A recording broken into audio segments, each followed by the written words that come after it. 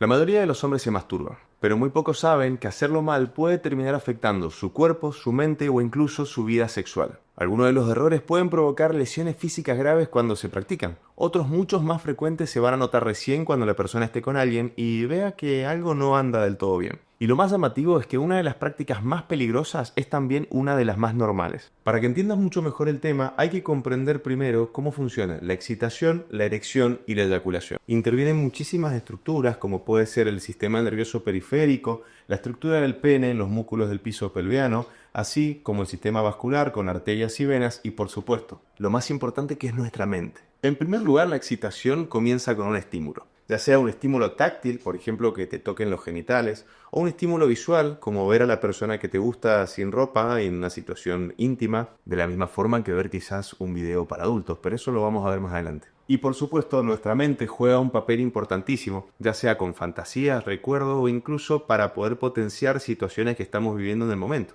Y recordá esto que te digo de los estímulos, porque lo vamos a ver muchísimo más al final del video y es fundamental para que lo entiendas. Cuando tenemos estos estímulos se desencadena una respuesta a nivel de los nervios que ocasiona que aumente el flujo sanguíneo de entrada de las arterias al pene y disminuya el flujo de salida por parte de las venas del pene. Esto lo que va a provocar es que mayor cantidad de sangre permanezca en el pene, lo que ocasiona una erección. Seguramente ya sabes que una erección es un aumento en la longitud, en el grosor y en la dureza del pene. Y este fenómeno es dinámico por la entrada y salida de sangre, es decir, no tenemos un hueso dentro del pene. A medida que la excitación continúa, va a terminar provocando la eyaculación. Para que se produzca la eyaculación, tiene que haber una coordinación perfecta entre las estructuras nerviosas, entre las sustancias que se van a producir para la eyaculación y, por supuesto, los músculos del piso pelviano. Y el resultado final va a ser la eyaculación. Lo que quiero que veas de este gráfico que hemos hecho en este momento es que no todo depende de lo físico, no todo depende del toque, del roce y demás,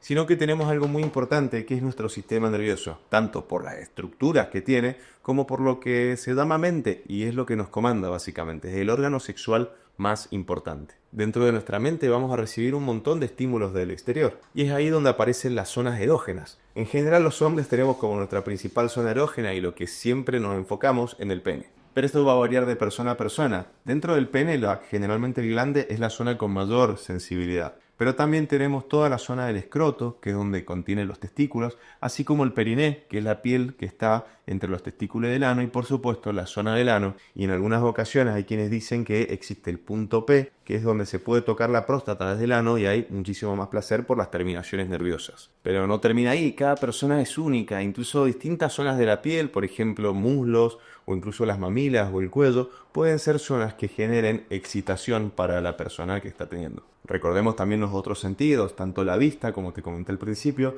así como también la audición o el sabor o el olfato. Toda información proveniente de los sentidos puede ocasionar excitación en función de lo que esa persona considere excitante. Cada persona tiene sus zonas erógenas en particular, así como distintas maneras de excitarse que son muy de cada uno. Entender esto es fundamental para evitar tener conductas que pueden volverse contraproducentes cuando uno las repite en el tiempo. Principalmente cuando son conductas que uno ha visto en un video y que trata de aplicarlas obligadamente. ¿Te suena conocido? No solamente eso es malo, sino que ciertas prácticas masturbatorias podrían provocar daños en distintas estructuras de todo lo que te comentaba recién. Lesiones en la piel, en la estructura del pene, como sí también cositas un poco más graves, como lesiones internas o algo que veremos más adelante. Y parte de este daño podría tener relación con el contexto sociocultural donde estas conductas aparecen o se repiten en el tiempo. Para hablar de masturbación también debemos hablar sobre el entorno sociocultural, porque aunque es una práctica bastante común y natural, está cargada de vergüenza, tabúes y sobre todo culpa. Muchos hombres crecieron escuchando que esto era algo sucio que podía causarles daño o incluso afectar su salud.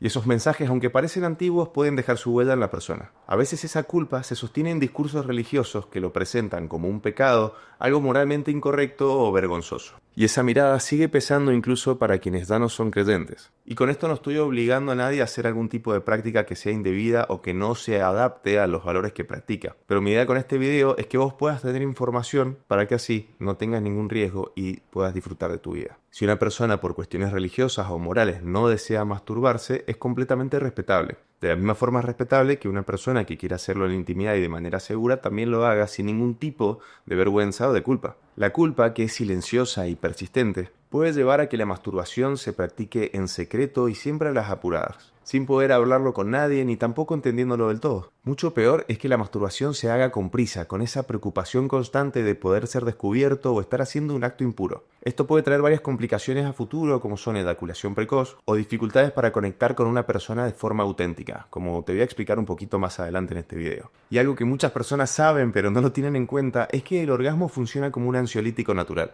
La masturbación en muchos casos se convierte en una vía rápida para calmar la ansiedad, bajar el estrés o simplemente para desconectarse un rato. ¿Te la jalas? ¿Yo jalármela? Y más aún en una sociedad como la que tenemos actualmente, donde la ansiedad, el estrés y el ritmo acelerado son moneda corriente de todos los días. Por eso cuando la masturbación se hace más por necesidad que por deseo, más por angustia que por placer, es cuando estamos entrando en un terreno realmente problemático. Decime en los comentarios si te parece que la sociedad actual se masturba mucho más para bajar ansiedad que porque realmente tenga un placer. ¿Qué opinas al respecto? Déjame en los comentarios y yo después te leo. En casos extremos, la masturbación interfiere con la vida social, con las rutinas e incluso con el respeto hacia los demás. Casos como el exhibicionismo o la adicción a la masturbación, así como ciertas conductas que cruzan el límite de lo que es considerado socialmente aceptable, tienen consecuencias graves e incluso consecuencias legales. Y por supuesto que no es solamente de eso de lo que vamos a hablar en el video. Muchas de estas malas prácticas masturbatorias son las que pueden ocasionar lesiones físicas que en ocasiones pueden resultar muy graves. Repasemos en la pizarra cuáles son las estructuras involucradas y los riesgos reales que pueden haber. Empecemos con algo muy común, la parafimosis. Y esto sucede cuando la piel del prepucio, que es la piel elástica que envuelve la cabeza del pene en los varones no circuncidados, se le forma un anillo fibrótico, una zona de piel muchísimo más densa y poco elástica que el resto de la piel. El problema de este anillo fibrótico es que cuando se jala el prepucio hacia atrás, en ocasiones ese anillo puede quedar detrás del glande, lo que hace que no se pueda volver a subir. Te podés imaginar que este anillo de piel fibrosa puede terminar provocando que el glande no tenga suficiente circulación, incluso que tenga una isquemia y que se pueda perder, y por supuesto eso es algo muy grave. Cuando esto ocurre, si no se puede resolver de manera espontánea en casa, hay que ir a un servicio de urgencias. También hay reportadas úlceras en el pene que se provocan por el roce ya sea con las sábanas o con algún otro tipo de elemento. Y aunque esto puede parecer bastante obvio, en ocasiones este tipo de lesiones se pueden confundir con infecciones de transmisión sexual, por ejemplo con un herpes o con una sífilis. Este tipo de lesiones son bastante frecuentes y en general uno puede determinar con el diagnóstico con un buen interrogatorio, aunque en ocasiones presenta dificultades para poder abordar este tema. Ey, quédate porque esto recién empieza, ¿eh? Algo muchísimo más grave, pero mucho menos frecuente, es la fractura de pene. Pero antes de que te la explique, dame un segundo que me tomo un café mientras vos me dejas un comentario y me decís si habías escuchado sobre esto. Aunque el pene no tiene un hueso, sí tiene unas estructuras llamadas cuerpos cavernosos que ante una fricción muy brusca, como puede ser en las relaciones o en la masturbación, se pueden romper. Y si esto no se trata de manera urgente en una cirugía, puede ocasionar una disfunción eréctil severa de por vida. En esos casos ocurre un crack, el dolor es inminente y aparece en el momento. Y también puede haber un hematoma, el pene se hincha y se pone de color violeta o rojizo. Es importante concientizarlo porque si llegamos tarde no podemos aplicar un tratamiento adecuado. Y la única solución en esos casos es una prótesis de pene. También hay situaciones donde se colocan anillos o elementos constrictores, como picos de botellas, aros, tuercas o incluso precintos, ya sea para mantener la erección, para intentar buscar placer o sencillamente porque tenían curiosidad. Al igual que te expliqué con la parafimosis, cuando una persona se coloca, por ejemplo, un anillo o un pico de botella en el pene puede crecer y esta estructura terminar constriñendo al pene, lo cual ocasiona una disminución en el flujo sanguíneo y si no se saca a tiempo tenemos daños graves, con isquemia, infarto, necrosis, incluso pérdida del miembro y cosas muchísimo peores. Y todavía hay mucho más. Ocasionalmente las personas por curiosidad o para buscar placer se introducen objetos en distintas cavidades naturales, los cuales pueden ocasionar daños. Los más comunes son los objetos en el recto. Recuerden que el recto no tiene fondo y comunica con todo el colon, o sea, con todo el intestino grueso. Por lo que al introducirse objetos que no están diseñados para tal fin, como frutas, desodorante, botellas, pelotas, entre otras cosas, estos pueden cruzar el límite de lo que es el ano, llegar al recto y quedar adentro, no salir. Y algo mucho peor es que algunos de estos objetos pueden causar daños muy graves cuando no están diseñados para esto. Y no solamente hablo del daño que puede ocasionar a nivel de la mucosa o a nivel del esfínter anal. Merece la pena destacar este reporte que encontré en el cual una persona se introdujo un dispositivo que soplaba aire a alta presión y le ocasionó un estallido rectal.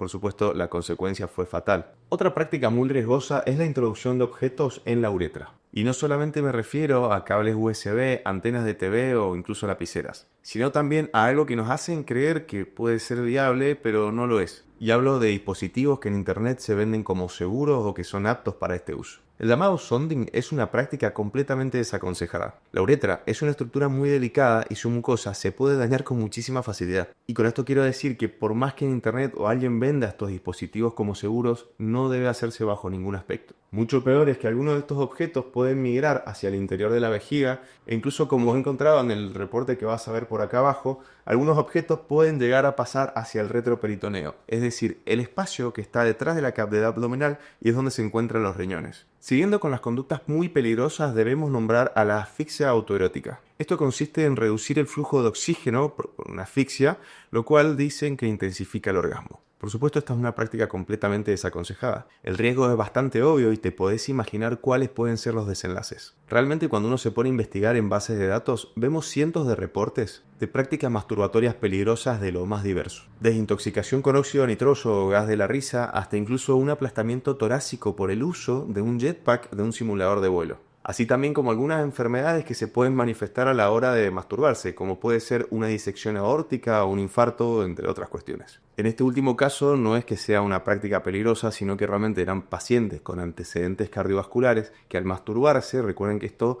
provoca todo un cambio a nivel de la hemodinamia y, bueno, justamente provocó una complicación.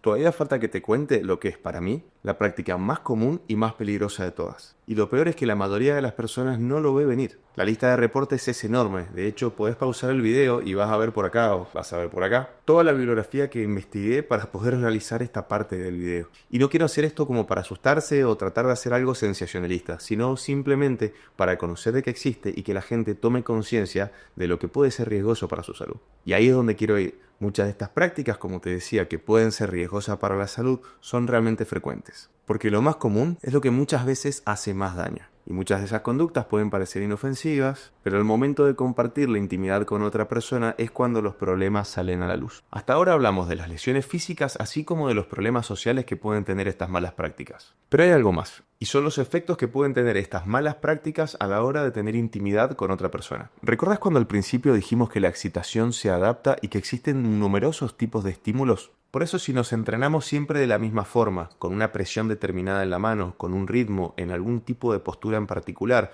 o algo mucho peor que es solo con estímulos visuales, como ocurre con la pornografía, nuestra mente se acostumbra específicamente a excitarse con ese tipo de estímulo. Replicar eso con otra persona se vuelve bastante difícil. Por ejemplo, algunos hombres pierden sensibilidad a la hora de la penetración o incluso les cuesta mucho o no pueden eyacular. O sea, te podés imaginar qué pasa cuando un hombre está muy entrenado a practicarlo solo, a las apuradas y de una forma muy vigorosa. Justamente después le cuesta mucho adaptarse a un encuentro real con otra persona. Y eso también podría asociarse a algo que hablamos al principio y tiene que ver con las formas en las cuales uno aprende a estimularse desde la juventud. A las apuradas, con miedo de ser descubierto, probablemente de una forma muy sacádica o muy vigorosa y sobre todo viendo pornografía. Y el problema no es solamente con la mano. Tanto hombres como mujeres a veces acostumbran a utilizar algún tipo específico de juguete, muchas veces vibradores o que tienen algún movimiento en particular, y por supuesto después les cuesta tener estimulación o excitación cuando están con una persona. Y el problema no es el juguete en sí, sino que está en la desconexión entre el estímulo y la experiencia emocional.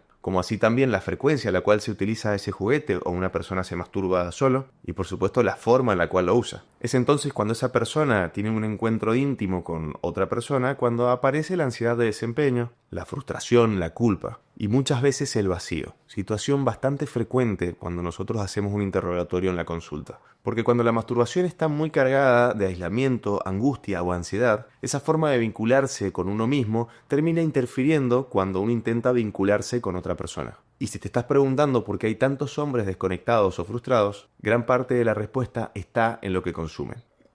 Aprovechá y vos también tomate un vaso de agua antes que sigamos y dejame un me gusta. Y es en la respuesta de esta pregunta donde se mezcla todo. Expectativas irreales, sobreestimulación y una idea de sexo que poco tiene que ver con la realidad. La pornografía en sí no es el enemigo. El problema es cómo se consume, cómo se repite, cómo se convierte en un hábito, en un refugio, e incluso en la única vía de excitación. Porque cuando nuestra mente se conecta solamente con imágenes editadas, cuerpos que son completamente perfectos y trabajados, y estímulos que cada vez son más intensos, muchas veces nos va a costar conectar con la realidad, con la piel, con una linda conversación, con una escena romántica, con un ritmo pausado de relacionarse, o sea, con un vínculo real. Y es por eso que la pornografía trae varios problemas: dificultad para excitarse, disfunción eréctil, eyaculación precoz, relaciones que no funcionan y muchísima frustración. Y nadie puede entender de dónde viene todo eso. Este es un tema que no todas las personas se animan a hablar y que incluso muchos no lo saben. Por eso creo que es fundamental visibilizar el problema que nos trae la pornografía. Y con esto quiero decirte que si este video llega a los 2000 likes, voy a hacer un video específico dedicado a los problemas que trae el consumo de videos pornográficos. Vamos a usar datos concretos y sobre todo voy a tratar de explicártelo de forma práctica, pero tenemos que llegar a los 2000 likes. Y seguramente este video te va a aparecer por acá.